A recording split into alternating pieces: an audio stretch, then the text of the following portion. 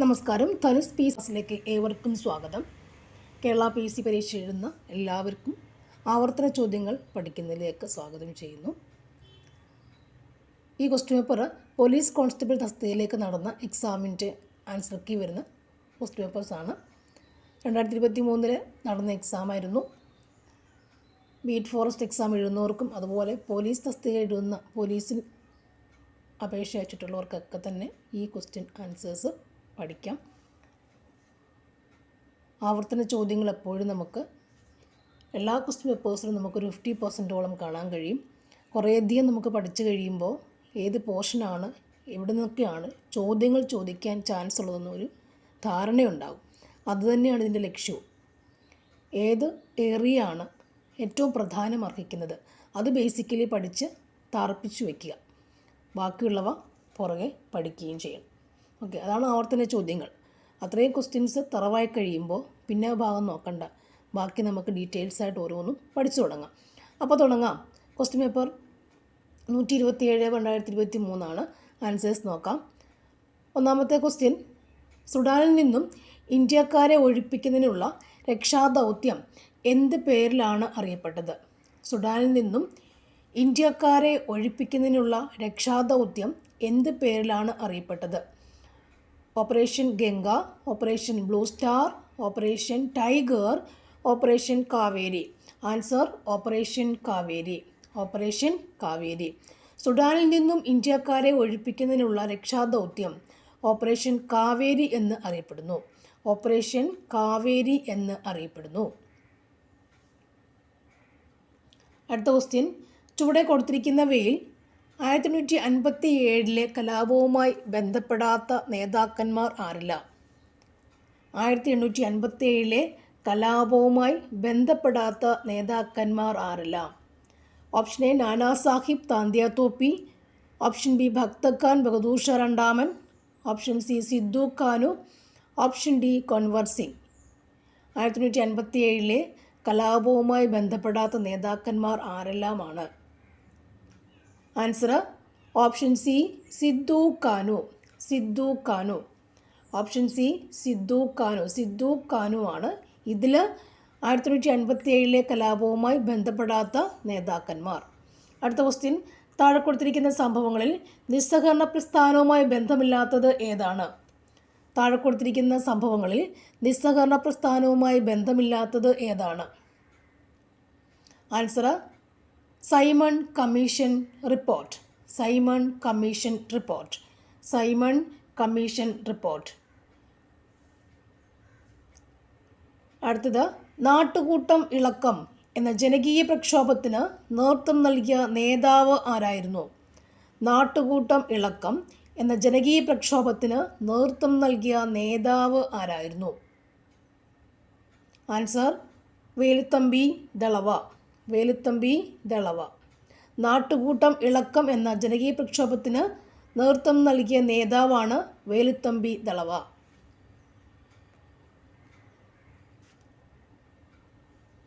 Question number 5, ബ്രിട്ടീഷുകാർക്ക് ഇന്ത്യയിലെ ആദ്യത്തെ ഫാക്ടറി സൂറത്തിൽ സ്ഥാപിക്കുവാൻ അനുവാദം നൽകിയ ഭരണാധികാരി ആരാണ്?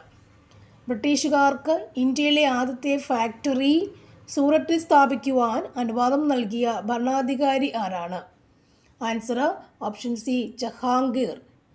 ജഹാംഗീർ ആണ് ബ്രിട്ടീഷുകാർക്ക് ഇന്ത്യയിലെ ആദ്യത്തെ ഫാക്ടറി സൂറത്തിൽ സ്ഥാപിക്കുവാൻ അധികാരം നൽകിയത്.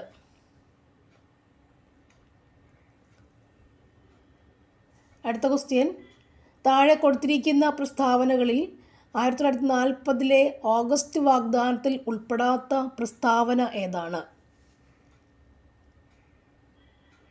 ആൻസർ ഓപ്ഷൻ ഡി ആണ്.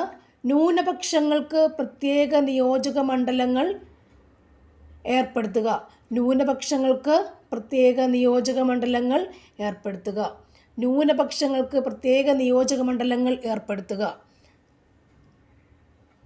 1940 ഓഗസ്റ്റ് വാഗ്ദാനത്തിൽ ഉൾപ്പെടാത്ത പ്രസ്താവന ഏതായിരുന്നു? 1940 ഓഗസ്റ്റ് വാഗ്ദാനം എന്ന് പറയുമ്പോൾ എന്തൊക്കെ കാര്യങ്ങൾ ഓർത്തു വയ്ക്കാൻ പറ്റുന്നു? ഒന്ന്, ഇന്ത്യക്ക് ഒരു ഭരണഘടന തയ്യാറാക്കുന്നതിനായി എല്ലാ രാഷ്ട്രീയ പാർട്ടികളെയും ഉൾപ്പെടുത്തി ഒരു കമ്മിറ്റി രൂപീകരിക്കുക. ഇന്ത്യക്ക് പുത്രികാരാജ്യ പദവി നൽകുക. ഇന്ത്യൻ നേതാക്കളെ ഉൾപ്പെടുത്തി വൈസ്രോയിയുടെ എക്സിക്യൂട്ടീവ് കൗൺസിൽ വിപുലീകരിക്കുക. 1940 ഓഗസ്റ്റ് വാഗ്ദാനം. ഒന്നുകൂടി എന്തൊക്കെ കാര്യങ്ങളാണ്? ഇന്ത്യക്കൊരു ഭരണഘടന തയ്യാറാക്കുന്നതിനായി എല്ലാ രാഷ്ട്രീയ പാർട്ടികളെയും ഉൾപ്പെടുത്തി ഒരു കമ്മിറ്റി രൂപീകരിക്കുക, ഇന്ത്യക്ക് പുത്രികാരാജ്യ പദവി നൽകുക, ഇന്ത്യൻ നേതാക്കളെ ഉൾപ്പെടുത്തി വൈസ്രോയിയുടെ എക്സിക്യൂട്ടീവ് കൗൺസിൽ വിപുലീകരിക്കുക എന്നിവയാണ്. അടുത്ത ക്വസ്റ്റ്യൻ, പവിഴപ്പുറ്റുകൾ കാണപ്പെടുന്നത് ഏത് അക്ഷാംശങ്ങളിലുള്ള ഇളം ചൂടുള്ള സമുദ്രജലത്തിലാണ്? പവിഴപ്പുറ്റുകൾ കാണപ്പെടുന്നത് ഏത് അക്ഷാംശങ്ങളിലെ ഇളം ചൂടുള്ള സമുദ്രജലത്തിലാണ്? ആൻസർ ഓപ്ഷൻ എ ആണ്. 30 degree north and 30 degree south. 30 degree north and 30 degree south. 30 degree north and 30 degree സൗത്തിലാണ് പവിഴപ്പുറ്റുകൾ കാണപ്പെടുന്നത്. ഏത് വാതകമാണ് മാഗ്മയിൽ കാണപ്പെടുന്നത്? ഏത് വാതകമാണ് മാഗ്മയിൽ കാണപ്പെടുന്നത്? ആൻസർ ഓപ്ഷൻ ഡി ഇവയെല്ലാം. Carbon dioxide, nitrogen, chlorine, ഇത് മൂന്നും മാഗ്മയിൽ കാണപ്പെടുന്നു. മാഗ്മ എന്ന് പറയുമ്പോൾ ദ്രാവകം, ലാവ, അഗ്നിപർവ്വതം പൊട്ടി ലാവ അല്ലെ ഉരുകി ഒലിച്ചിറങ്ങുന്ന സാധനം മാഗ്മ, അതിനിടയിലുള്ള സാധനം magma. Carbon dioxide, nitrogen, chlorine എന്നിവയാണ് മാഗ്മയിൽ കാണുന്നത്. ഇന്ത്യയിലെ ഒരു പ്രധാന ഹിൽ സ്റ്റേഷൻ ആയ സോൻമാർഗ് സ്ഥിതി ചെയ്യുന്നത്. ഇന്ത്യയിലെ ഒരു പ്രധാന ഹിൽ സ്റ്റേഷനായ സോൻമാർഗ് സ്ഥിതി ചെയ്യുന്നത് എവിടെയാണ്? ഹിമാചൽ പ്രദേശ്, സിക്കിം, ഉത്തരാഖണ്ഡ്, ജമ്മു കാശ്മീർ. ഇന്ത്യയിലെ പ്രധാന ഹിൽ സ്റ്റേഷനായ സോൻമാർഗ് സ്ഥിതി ചെയ്യുന്നത് എവിടെയാണ്? ആൻസർ ജമ്മു കാശ്മീർ. ജമ്മു കാശ്മീരിലാണ് സോൻമാർഗ്. ഇന്ത്യയിലെ ഒരു പ്രധാന ഹിൽ സ്റ്റേഷനായ സോൻമാർഗ് ജമ്മു കാശ്മീരിലാണ്. അടുത്തത്, ഉത്തര മഹാസമുദ്രത്തിൽ കാണപ്പെടുന്ന മണ്ണിനം. ഉത്തര മഹാസമുദ്രത്തിൽ കാണപ്പെടുന്ന മണ്ണിനം. ആൻസർ എക്കൽ മണ്ണ്. എക്കൽ മണ്ണ്. ഉത്തര മഹാസമുദ്രത്തിൽ കാണപ്പെടുന്ന മണ്ണിനം എക്കൽ മണ്ണ്. ഈ രണ്ട് ക്വസ്റ്റ്യൻസും കഴിഞ്ഞ ദിവസങ്ങളിൽ ഞാൻ എടുത്തിട്ടുള്ള 9th സ്റ്റാൻഡേർഡിലെ ഒരു ചാപ്റ്റർ അല്ലേ, വിശാല ഭൂവിൽ എന്നൊക്കെ പറഞ്ഞ ചാപ്റ്റേഴ്സ്, സോഷ്യൽ സ്റ്റഡീസിൻ്റെ ചാപ്റ്ററിൽ കാണപ്പെടുന്ന അതിൽ 2 പോയിൻറ്സുമുണ്ട്. ഓക്കെ, ക്വസ്റ്റ്യൻസ് ഒന്നുകൂടി. ഇന്ത്യയിലെ പ്രധാന ഹിൽ സ്റ്റേഷനായ സോൻമാർഗ് ജമ്മു കാശ്മീർ. ഉത്തര മഹാസമുദ്രത്തിൽ കാണപ്പെടുന്ന മണ്ണിനം എക്കൽ മണ്ണ്. ഇന്ത്യയുടെ ഏറ്റവും വടക്കേ അറ്റത്തുള്ള സംസ്ഥാനം ഏതാണ്? ഇന്ത്യയുടെ ഏറ്റവും വടക്കേ അറ്റത്തുള്ള സംസ്ഥാനം ഏതാണ്? ഹിമാചൽ പ്രദേശ്. യൂണിവേഴ്സൽ ഫൈബർ എന്നറിയപ്പെടുന്ന വിള. യൂണിവേഴ്സൽ ഫൈബർ എന്നറിയപ്പെടുന്ന വിള ഏതാണ്? പരുത്തി. പരുത്തിയാണ് യൂണിവേഴ്സൽ ഫൈബർ. Universal fibre. ഇന്ത്യയുടെ ധാതു കലവറ എന്നറിയപ്പെടുന്ന സംസ്ഥാനം. ഇന്ത്യയുടെ ധാതു കലവറ എന്നറിയപ്പെടുന്ന സംസ്ഥാനം ഏതാണ്? ജാർഖണ്ഡ്. ഇന്ത്യയുടെ ധാതു കലവറ എന്നറിയപ്പെടുന്ന സംസ്ഥാനം ഏതാണ്? ജാർഖണ്ഡ്. ഇന്ത്യയുടെ ധാതു കലവറ ജാർഖണ്ഡ്. ഹരിത വിപ്ലവത്തിൻ്റെ ഏഷ്യൻ ഭവനം എന്നറിയപ്പെടുന്ന രാജ്യം ഏത്? ഹരിത വിപ്ലവത്തിൻ്റെ ഏഷ്യൻ ഭവനം എന്നറിയപ്പെടുന്ന രാജ്യം ഏതാണ്? ഫിലിപ്പൈൻസ്. ഹരിത വിപ്ലവത്തിൻ്റെ ഏഷ്യൻ ഭവനം എന്നറിയപ്പെടുന്ന രാജ്യമാണ് ഫിലിപ്പൈൻസ്. ഫിലിപ്പൈൻസ്. പുത്തൻ സാമ്പത്തിക നയത്തിൻ്റെ പ്രധാന ലക്ഷ്യങ്ങൾ. പുത്തൻ സാമ്പത്തിക നയത്തിൻ്റെ പ്രധാന ലക്ഷ്യങ്ങൾ എന്തെല്ലാമാണ്? ആൻസർ ഓപ്ഷൻ ഡി ഇവയെല്ലാം. ഉദാരവൽക്കരണം, സ്വകാര്യവൽക്കരണം, ആരോഗ്യവൽക്കരണം, ആഗോളവൽക്കരണം. ഉദാരവൽക്കരണം, സ്വകാര്യവൽക്കരണം, ആഗോളവൽക്കരണം. പുത്തൻ സാമ്പത്തിക നയത്തിൻ്റെ പ്രധാന ലക്ഷ്യങ്ങൾ എന്തൊക്കെയാണ്? ഉദാരവൽക്കരണം, സ്വകാര്യവൽക്കരണം, ആഗോളവൽക്കരണം. ആൻസർ ഓപ്ഷൻ ഡി ഇവയെല്ലാം. ഓപ്പറേഷൻ ഫ്ലഡ് എന്തുമായി ബന്ധപ്പെട്ടിരിക്കുന്നു? ഓപ്പറേഷൻ ഫ്ലഡ് എന്തുമായി ബന്ധപ്പെട്ടിരിക്കുന്നു? ആൻസർ ഓപ്ഷൻ ബി ക്ഷീരവികസനം. ക്ഷീരവികസനം. ക്ഷീരവികസനം. ഓപ്പറേഷൻ ഫ്ലഡ് ക്ഷീരവികസനം. 2023 G7 ഉച്ചകോടി വേദി? Answer option C Hiroshima. Answer option C Hiroshima.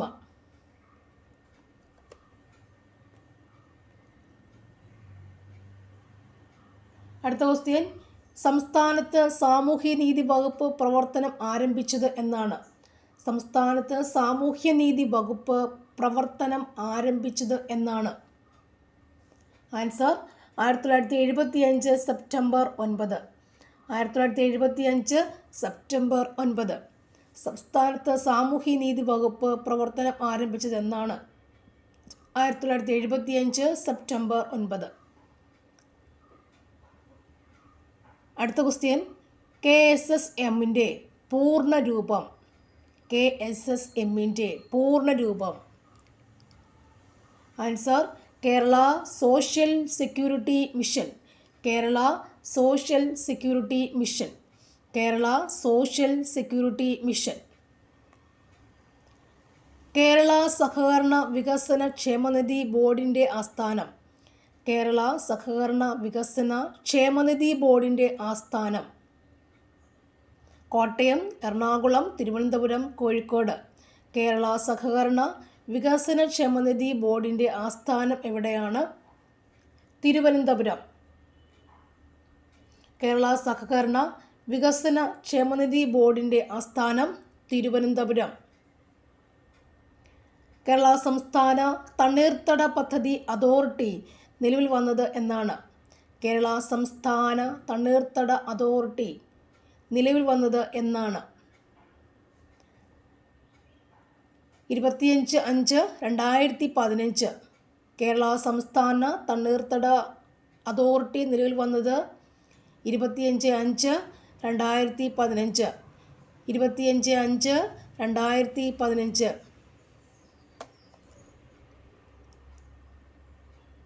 മാർഗനിർദ്ദേശക തത്വങ്ങളിൽ കുടിൽ വ്യവസായത്തെക്കുറിച്ച് പ്രതിപാദിക്കുന്ന വകുപ്പ്? മാർഗനിർദ്ദേശക തത്വങ്ങളിൽ കുടിൽ വ്യവസായത്തെക്കുറിച്ച് പ്രതിപാദിക്കുന്ന വകുപ്പ് ഏതാണ്? Answer option D 43.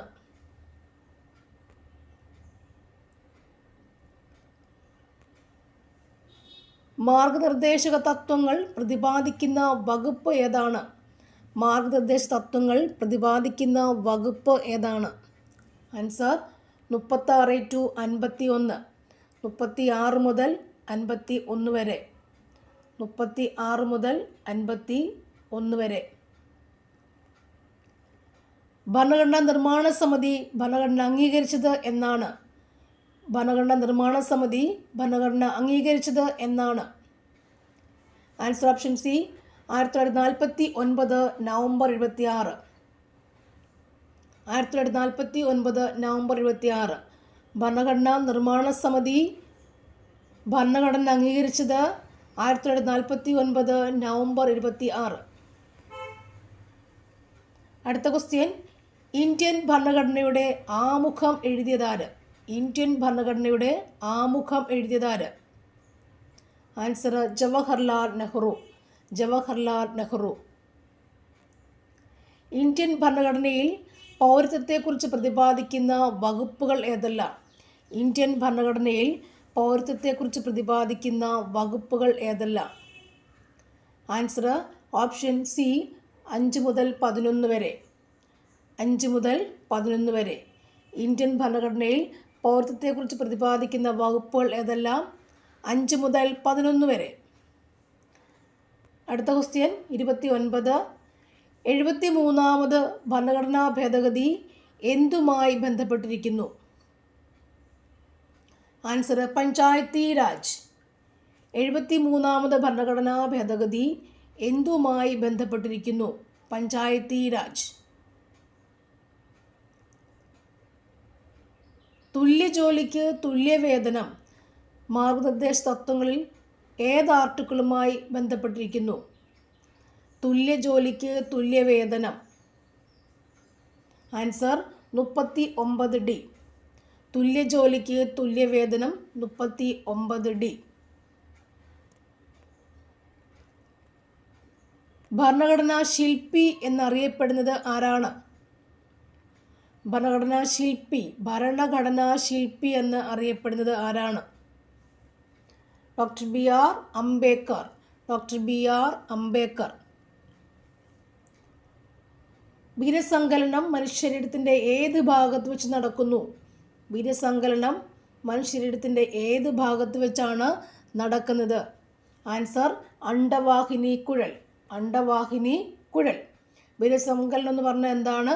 പുംബീജവും ആൺകോശമായ mail ലിംഗകോശമായ പുംബീജവും പെൺകോശം female ലിംഗകോശമായ അണ്ഡവും കൂടി സംയോജിക്കുന്ന പ്രക്രിയയാണെന്ത്? വീര്യസങ്കലനം. അതിൻ്റെ ഫലമായി ഉണ്ടാകുന്നത് എന്താണ്? സിക്താണ്ഡം. രണ്ട് ഏകകോശങ്ങൾ, അതായത് പുംബീജവും അണ്ഡവും ഏകകോശങ്ങളാണ്, ഹാപ്ലോയിഡാണ്. പകുതി ക്രോമസോംസേ ഉള്ളൂ.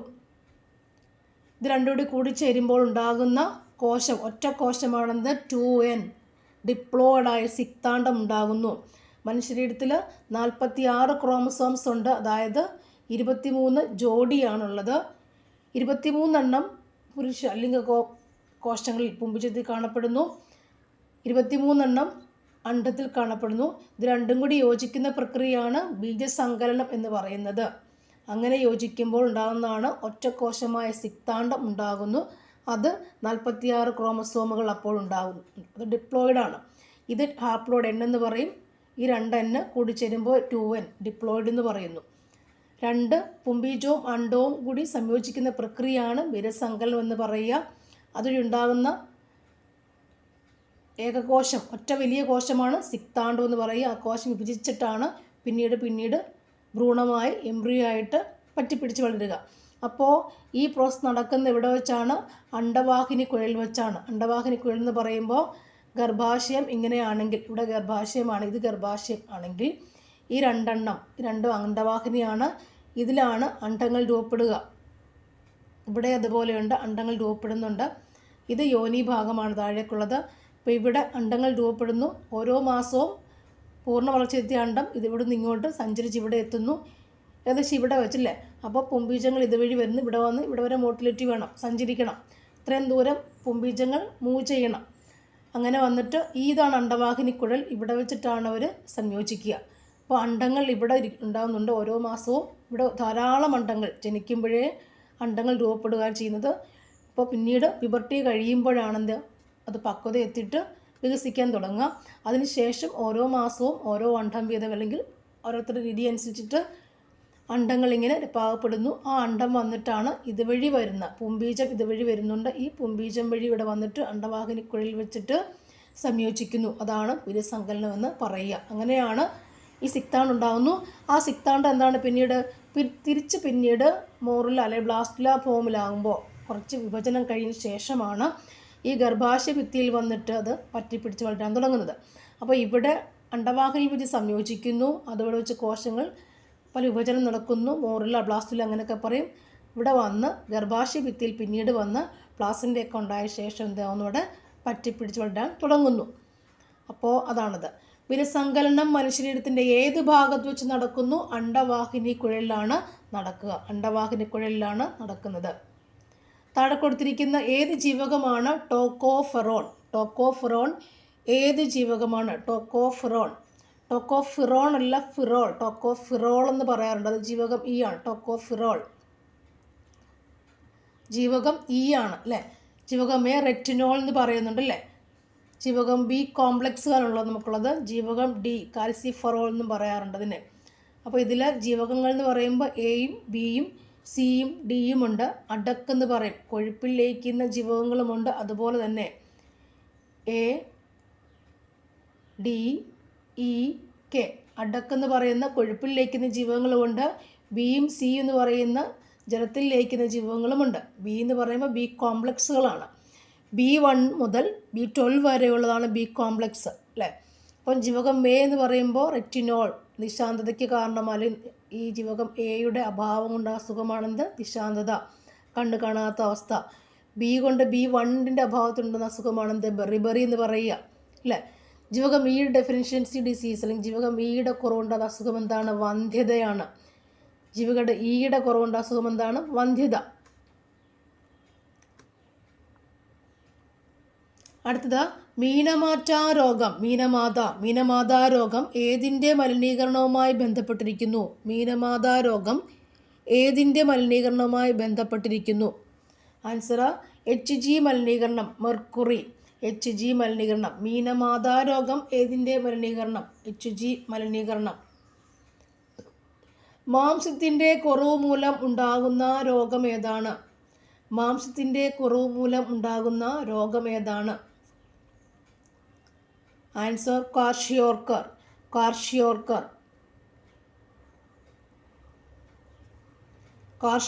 മാംസ്യത്തിൻ്റെ കുറവ് മൂലം, പ്രോട്ടീൻ്റെ കുറവ് മൂലം ഉണ്ടാകുന്ന രോഗമാണ് ക്വാഷിയോർക്കർ എന്ന് പറയുന്നത്, അല്ലേ? തൈറോയിഡ് എന്ന് പറയുമ്പോൾ അതൊരു തൈറോയിഡ് മുഴകൾ അതെന്തിൻ്റെ ഹോർമോണാണ്?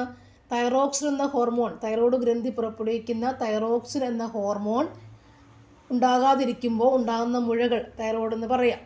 അപ്പോൾ തൈറോയ്ഡ് എന്ന് പറയുമ്പോൾ നമുക്ക് ഇതിനെ ഓർക്കാം, തൈറോക്സിൻ എന്ന ഹോർമോൺ, നമുക്കൊരു ജോഡി ഗ്രന്ഥികളുണ്ട്, തൈറോയ്ഡ് ഗ്രന്ഥി കാണപ്പെടുന്നു. ആ തൈറോയ്ഡ് ഗ്രന്ഥി ഉൽപ്പാദിപ്പിക്കുന്ന ഹോർമോണാണെന്ത്? തൈറോക്സിൻ എന്ന് പറയുന്നത്. തൈറോക്സിൻ എന്ന ഹോർമോണിൻ്റെ അഭാവത്താൽ, അതുണ്ടാകാതിരുന്നാൽ തൈറോയ്ഡ് ഗ്രന്ഥി വീർക്കുകയും അങ്ങനെ തൊണ്ടമുഴകൾ ഉണ്ടാവുകയും ചെയ്യുന്നു. അതാണെന്ത്? ഗോയിറ്ററായിട്ട് വരുന്നത്. വിളർച്ച എന്ന് പറഞ്ഞാൽ എന്താണ്? വിളർച്ച എന്ന് പറഞ്ഞാൽ അനീമിയ. എന്തിൻ്റെ അഭാവത്തിൽ വളർച്ച ഉണ്ടാകാം? അയൺ ഗുളിക അല്ലെ അയണിൻ്റെ അഭാവത്തിൽ, ഫറസിൻ്റെ അഭാവത്തിൽ, അയണിൻ്റെ അഭാവത്തിൽ നമുക്ക് വളർച്ച ഉണ്ടാകാം. നമ്മുടെ ശരീരത്തിലേക്ക് ആവശ്യം വേണ്ട മൂലകങ്ങളിൽ ഒന്നാണ് അയൺ എന്ന് പറയുന്നത്. നമ്മുടെ ശരീരത്തിൽ ആവശ്യം വേണ്ട മൂലകങ്ങളിൽ ഒന്നാണ് അയൺ. എന്തിനാണ് അയൺ? നമ്മുടെ ശരീരത്തിനകത്ത് ബ്ലഡ് ഉണ്ടല്ലോ, ആ ബ്ലഡിന് ചുവപ്പ് നിറം കൊടുക്കുന്ന വർണ്ണവസ്തു ഏതാണ്? ഹീമോഗ്ലോബിൻ. ബ്ലഡിന് ചുവപ്പ് നിറം കൊടുക്കുന്ന വർണ്ണവസ്തു ഏതാണ്? ഹീമോഗ്ലോബിൻ. ഹീമോഗ്ലോബിൻ ഉണ്ടെങ്കിൽ, അല്ലെങ്കിൽ ഹീമോഗ്ലോബിൻ ഉണ്ടാകണമെങ്കിൽ ഈ അയൺ ആവശ്യമാണ്. ഹീമോഗ്ലോബിൻ ഉണ്ടാകണമെങ്കിൽ അയൺ ആവശ്യമാണ്. നമ്മുടെ ബ്ലഡിൽ 12 മുതൽ 15 വരെ mg/100 ml HB അല്ലെ ഹീമോഗ്ലോബിൻ ഉണ്ടായിരിക്കണം. ഇല്ലെങ്കിൽ നമുക്ക് അനീമിയ ഉണ്ടാകാം, വളർച്ചയുണ്ടാകാം. അതായത് ഇപ്പോൾ ഹീമോഗ്ലോബിൻ്റെ കുറവുണ്ടെങ്കിൽ, അല്ല അയണിൻ്റെ കുറവുണ്ടെങ്കിൽ ഹീമോഗ്ലോബിൻ ഉണ്ടാകാതെ ഇരിക്കുന്നു. ഹീമോഗ്ലോബിൻ കുറവ് വന്നാൽ അനീമിക്കാകാം, വളർച്ചയുണ്ടാവുന്നു. ഓക്കെ. രക്തകോശങ്ങൾ എന്ന് പറയുമ്പോൾ 3 തരം കോശങ്ങൾ: RBC, WBC, പ്ലേറ്റ്ലെറ്റ്സ്. RBC എന്ന് പറഞ്ഞാൽ ചുവന്ന രക്താണുക്കൾ. RBC എന്ന് പറഞ്ഞാൽ ചുവന്ന രക്താണുക്കൾ അല്ലെങ്കിൽ അരുണ രക്താണുക്കൾ. WBC എന്ന് പറയുമ്പോൾ ശ്വേതരക്താണുക്കൾ. അതെന്തിനു വേണ്ടിയാണ്? പ്രതിരോധത്തിന് വേണ്ടിയാണ് ശ്വേതരക്താണുക്കൾ. ലിംഫോസൈറ്റ്, മോണോസൈറ്റ്, ബേസോഫിൽസ്, ഈസ്നോഫിൽസ് തുടങ്ങിയ കോശങ്ങളാണ് WBCയിൽ കാണപ്പെടുക. RBC എന്ന് പറയുമ്പോൾ ഒറ്റക്കോശം ചുവന്ന രക്താണുക്കളാണ്. അതിലുള്ള വർണ്ണവസ്തു ഹീമോഗ്ലോബിനാണ്. അതിൻ്റെ കുറവ് വന്നാൽ അനീമിക്കാവാം, വളർച്ചയുണ്ടാവാം, അല്ലേ? കാരണം ഹീമോഗ്ലോബിൻ ഉണ്ടാകണമെങ്കിൽ ആരും കൂടി വേണം, അയണും കൂടി ആവശ്യമുണ്ട്. എന്ന മൂലകം അയണിൻ്റെ കുറവ് വന്നാൽ നമുക്ക് വളർച്ചയുണ്ടാകാം, അനീമിയ ഉണ്ടാകുന്നു. ഓക്കെ. അടുത്തത് വിഡാൽ ടെസ്റ്റ് ഏത് രോഗനിർണയത്തിന് ഉപയോഗിക്കുന്നു? വൈഡൽ ടെസ്റ്റ് ഏത് രോഗനിർണയത്തിന് ഉപയോഗിക്കുന്നു? ടൈഫോയിഡ്. വൈഡൽ ടെസ്റ്റ് ഏത് രോഗനിർണയത്തിനാണ് ഉപയോഗിക്കുക? ഏത് രോഗനിർണയത്തിനാണ് വൈഡൽ ടെസ്റ്റ് ഏത് രോഗനിർണയത്തിന് ഉപയോഗിക്കുന്നു? ടൈഫോയിഡിനാണ് ഉപയോഗിക്കുക. അതുപോലെ എയ്ഡ്സിൻ്റെ ടെസ്റ്റ് ഏതാണ്? എയ്ഡ്സിൻ്റെ ടെസ്റ്റ് നമുക്ക് ഏത് പറയാം? എയ്ഡ്സ് എന്താ പറയുക? നേവ ടെസ്റ്റ്. എയ്ഡ്സിന് നേവ ടെസ്റ്റാണ്. അല്ലേ? അതിൻ്റെ പ്രാഥമിക ടെസ്റ്റ് ഏതാണ്? പ്രാഥമിക ടെസ്റ്റ് എന്ന് പറയുന്നത് എലീസ ടെസ്റ്റ്. പ്രാഥമിക ടെസ്റ്റ് എന്ന് പറയുന്നത് എലീസ ടെസ്റ്റാണ്. എയ്ഡ്സിൻ്റെ ആണ് പ്രാഥമിക ടെസ്റ്റ് എലീസ ടെസ്റ്റ്. അടുത്തത് വെസ്റ്റേൺ ബ്ലോട്ട്. എയ്ഡ്സിന് 3 എണ്ണം: ELISA test, western blot test, നേവ ടെസ്റ്റ്. എയ്ഡ്സിന് ഒന്നാമത്തത് എലീസ ടെസ്റ്റ്, അടുത്തത് വെസ്റ്റേൺ ബ്ലോട്ട് ടെസ്റ്റ്, അടുത്തത് നേവ ടെസ്റ്റ്. ഓക്കെ. ഇനി ക്ഷയത്തിൻ്റെ നമുക്ക് ഏത് പറയാം? ക്ഷയത്തിൻ്റെത് ഡോട്ട് കുത്ത്, ഡോട്ട് ടെസ്റ്റ് ഉണ്ട്, ഡോട്ട് ടെസ്റ്റ്. ക്ഷയത്തിന് ഡോട്ട് ടെസ്റ്റ്. ഒരെണ്ണം കൂടിയുണ്ട്, മാൻഡാക്സ് ഉണ്ട്, മാൻഡാക്സ് ടെസ്റ്റ് ഉണ്ട്. ക്ഷയത്തിന് മാൻഡാക്സ് ടെസ്റ്റ് ഉണ്ട്. അതുപോലെ ക്ഷയത്തിന് ഒരെണ്ണം കൂടി TST. ഇത് 3 ഓർത്ത് വെച്ചോളൂ. ഓക്കെ. ഒന്ന് ഡോട്ട് ടെസ്റ്റ്, അടുത്തത് TST ടെസ്റ്റ്, പിന്നുള്ളതൊന്ന് Mantoux test, Mantoux test. Dot, TST, മാൻഡാക്സും ക്ഷയത്തിനുള്ള ടെസ്റ്റുകളാണ്. എയ്ഡ്സിനോ എലീസ, വെസ്റ്റേൺ ബ്ലോട്ട്, നേവ. ഓക്കെ. വൈറൽ ടെസ്റ്റോ ടൈഫോയിഡിനുള്ളതാണ്. ക്യാൻസറിൻ്റെ ടെസ്റ്റ് ഏതാണ്? ബയോപ്സി. ക്യാൻസറിൻ്റെത് ബയോപ്സിയാണ്. ക്യാൻസറിൻ്റെത് ബയോപ്സി. ക്യാൻസറിൻ്റെത് ബയോപ്സി. ഇപ്പോൾ ക്ഷയത്തിന് ഡോട്ട്, TST, മാൻഡാക്സ് ഡോട്ടിനുള്ളതാണ്. എയ്ഡ്സിനോ എലീസ ടെസ്റ്റ്, വെസ്റ്റേൺ ബ്ലോട്ട്, നേവ. ഓക്കെ. അടുത്തത് അന്താരാഷ്ട്ര യോഗാ ദിനം ഏതാണ്? Answer option B, June 21. താഴെ പറയുന്ന പ്രസ്താവനകൾ വിലയിരുത്തി ഉത്തരമെഴുതുക. ജിയുടെ പരമാവധി മൂല്യം ഭൂമധ്യരേഖയിലാണ്. ജിയുടെ പരമാവധി മൂല്യം ധ്രുവപ്രദേശങ്ങളിലാണ്. ആൻസർ ഏതാണ്? ഒന്നാമത്തെ ശരിയാണ്. ജിയുടെ പരമാവധി മൂല്യം ഭൂമധ്യരേഖയിൽ ആണ്. ജിയുടെ പരമാവധി മൂല്യം ഭൂമധ്യരേഖയിൽ ആണ്. സാധാരണ TV റിമോട്ട് കൺട്രോളിൽ ഉപയോഗിക്കുന്ന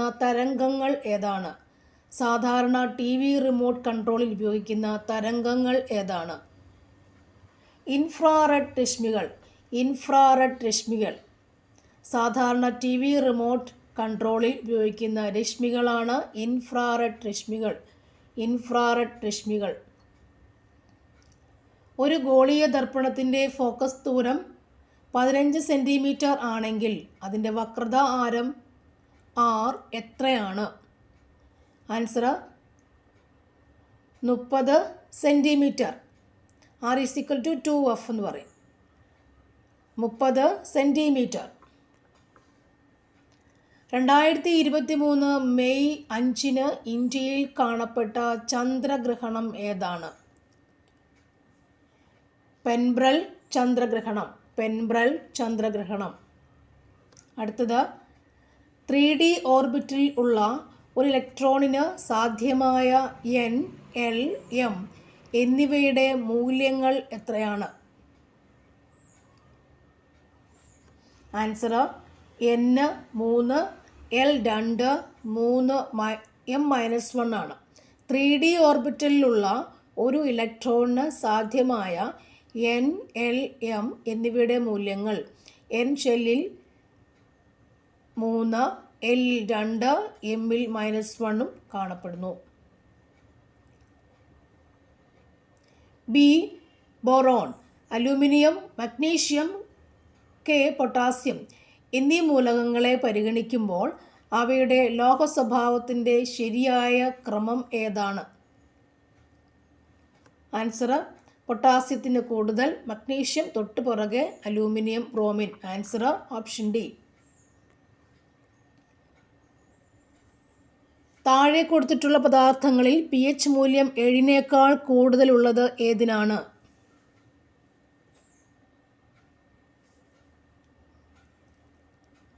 ആൻസർ ഓപ്ഷൻ ബി, മനുഷ്യരക്തം. pH മൂല്യം കൂടുതലുള്ളത് മനുഷ്യരക്തം. pH മൂല്യം കൂടുതൽ ഇവിടെ ആർക്കാണ്? മനുഷ്യ രക്തത്തിനാണ് pH മൂല്യം കൂടുതലുള്ളത്. മനുഷ്യൻ്റെ ഉമിനീരിൻ്റെ pH മൂല്യം എത്രയാണ്? 6.5 മുതൽ 7.2 വരെയാണ് മനുഷ്യൻ്റെ ഉമിനീര്.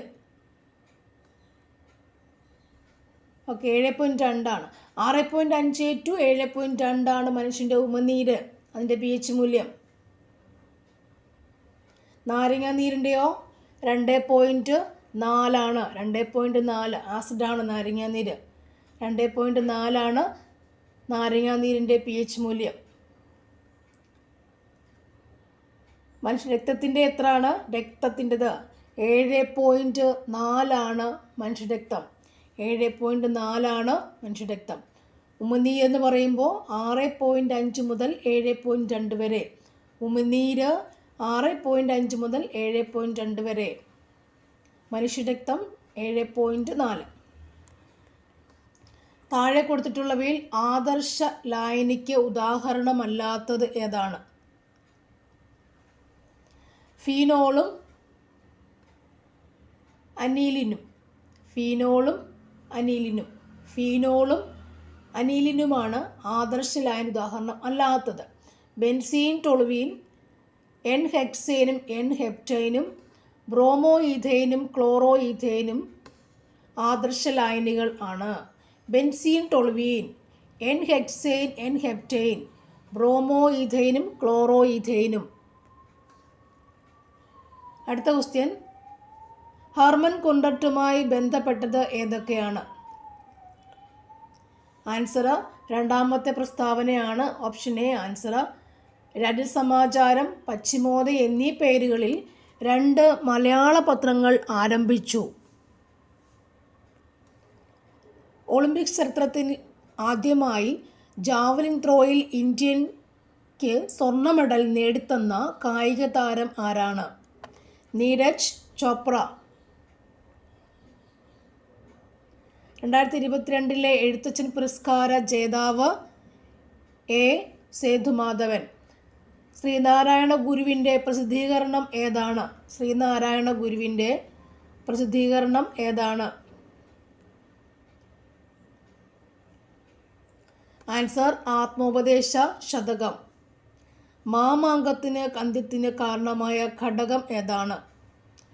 ഭാരതപ്പുഴയിലെ വെള്ളപ്പൊക്കം. അടുത്തത്, ഒരു സംഖ്യയുടെ 25% ആ സംഖ്യയുടെ 3/1 8 കുറവാണ്. സംഖ്യ കണ്ടെത്തുക. Answer option B 96. തന്നിരിക്കുന്ന പാറ്റേണിൽ നഷ്ടമായ സംഖ്യകൾ ഏവ? Answer option C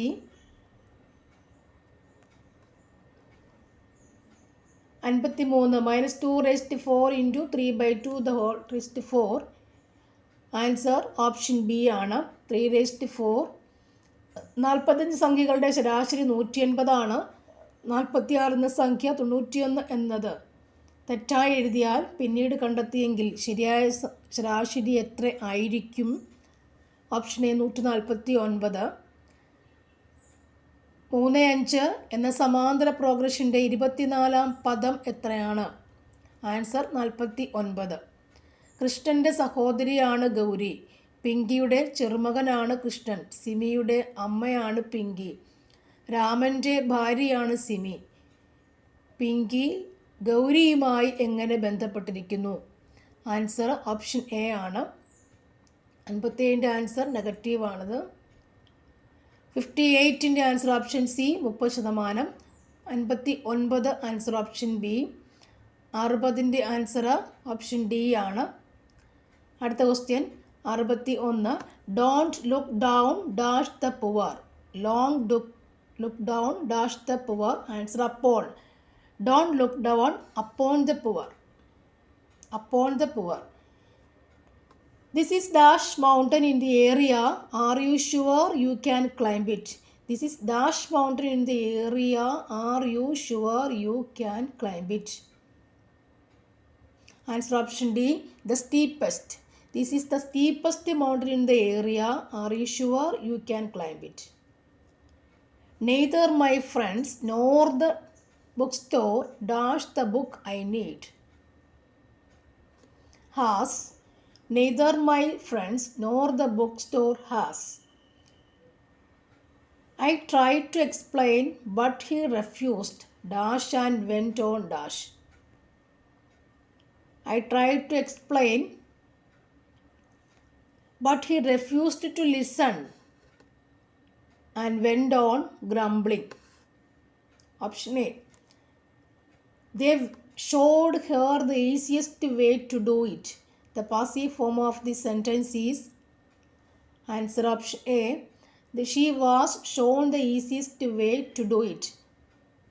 They showed her the easiest way to do it.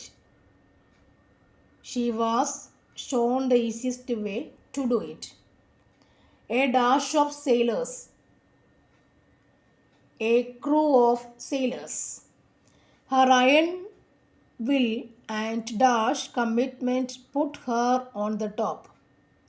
Answer unflinching. If you are the under a cloud, എൻ്റെ മീനിങ് അണ്ടർ എ ക്ലൗഡിൻ്റെ മീനിങ് എന്താണ്? You are in trouble. Under A cloud you are in trouble. The expansion of NCLT is option B. National Company Law Tribunal. Pick out the correctly spelled word. Dearth. Option A answer. Next, അടിയിൽ വരച്ചിരിക്കുന്ന ശൈലിയുടെ ശരിയായ അർത്ഥം അകത്തമ്മ ചമഞ്ഞു. Answer വലിയ മേന്മ നടിക്കുക.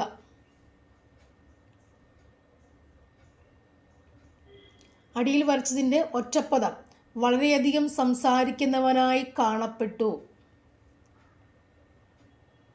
അതിവാചാലൻ. ശരിയായ വാക്ക് തിരഞ്ഞെടുത്തെഴുതുക. Option B ആണ് അന്തസ്. Option B ആണ് ശരി. അടുത്തത്, നദിയുടെ അടിയിൽ വരച്ചിരിക്കുന്ന പദത്തിന് വിപരീത പദം, അനശ്വരതയുടെ വിപരീത പദം എന്താണ്? നശ്വര. Option B. നദിയുടെ പര്യായം അല്ലാത്ത പദം ഏതാണ്? ഓപ്ഷൻ ഡി പയോദം. വാക് പ്ലസ് മയം. വാങ്മയം. പലവുരു പിരിച്ചെഴുതുക. ഓപ്ഷൻ ഡി പല പ്ലസ് ഒരു. സംസ്കൃതത്തിൽ ഉള്ളതും മലയാളത്തിൽ ഇല്ലാത്തതുമായ വചനരൂപം ഏതാണ്? ദ്വിവചനം. മലാല യൂസഫ്സായിയുടെ ആത്മകഥ മലയാളത്തിലേക്ക് പരിഭാഷപ്പെടുത്തിയത് ആരാണ്? പി.വി. ആൽബി. പി.വി. ആൽബി. ശരിയായ വാക്യം ഇവിടെ ഏതാണ്? ആൻസർ ഓപ്ഷൻ ഡി 40-ലധികം വണ്ടികൾ ഈ റൂട്ടിൽ ഓടുന്നു. അടുത്തത്, താഴെ പറയുന്നവയിൽ ഏതാണ് വിവരാവകാശ നിയമപ്രകാരമുള്ള അപേക്ഷയിൽ നൽകാവുന്ന വിവരം?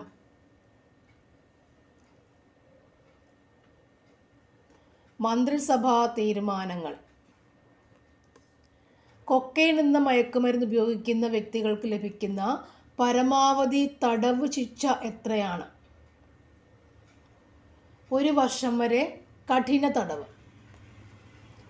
കുട്ടികളുടെ അശ്ലീല ചിത്രങ്ങൾ സാമൂഹിക മാധ്യമം വഴി വിതരണം ചെയ്യുന്നത് വിവരസാങ്കേതിക നിയമത്തിലെ ഏത് വകുപ്പ് പ്രകാരമാണ് കുറ്റകൃത്യം ആവുന്നത്? 67B വകുപ്പ് പ്രകാരം. കേരള പോലീസ് ആക്ട് പ്രകാരം പരാതിക്കാരായ സ്ത്രീകളുടെ സ്വകാര്യത ഉറപ്പുവരുത്തുന്നതിനായി സ്വീകരിച്ച നടപടി താഴെ പറയുന്നവയിൽ ഏതാണ്? ആൻസർ ഓപ്ഷൻ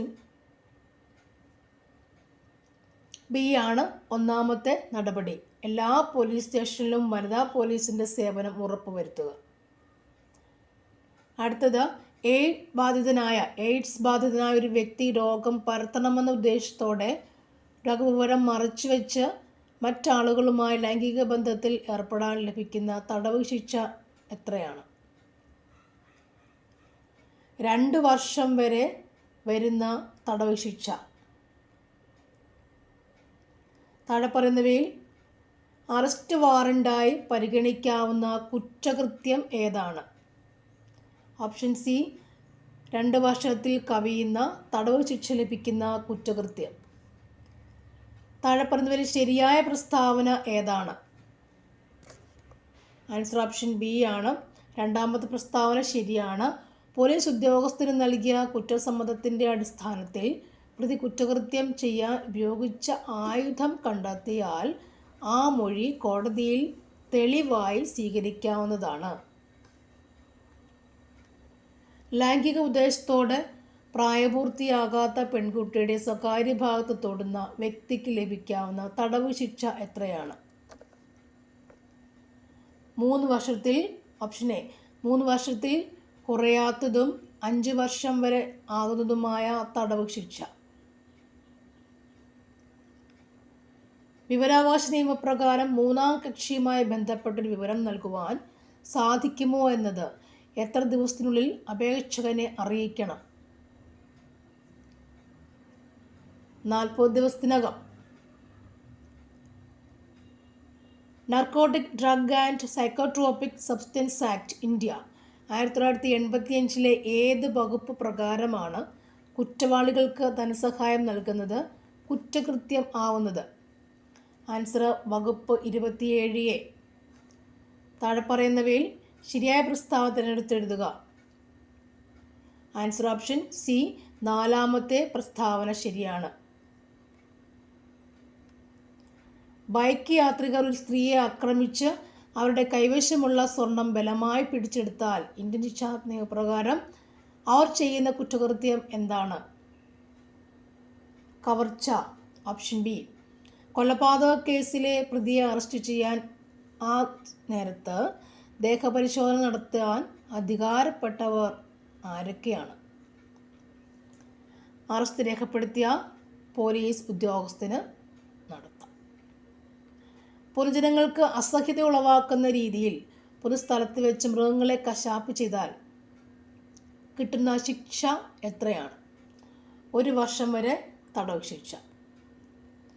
താഴെ പറഞ്ഞ ഏത് സാഹചര്യത്തിലാണ് കോടതി മരണമൊഴി തെളിവായി സ്വീകരിക്കുന്നത്? ആൻസർ എല്ലാ സാഹചര്യത്തിലും തെളിവായി സ്വീകരിക്കാവുന്നതാണ്. സാങ്കേതിക വിദ്യാ നിയമപ്രകാരം ഒരു വ്യക്തി മറ്റൊരാളുടെ ഇലക്ട്രോണിക് സിഗ്നേച്ചർ അവരെ വഞ്ചിക്കണമെന്ന ഉദ്ദേശത്തോടെ ലഭിക്കുന്ന ശിക്ഷ എന്താണ്?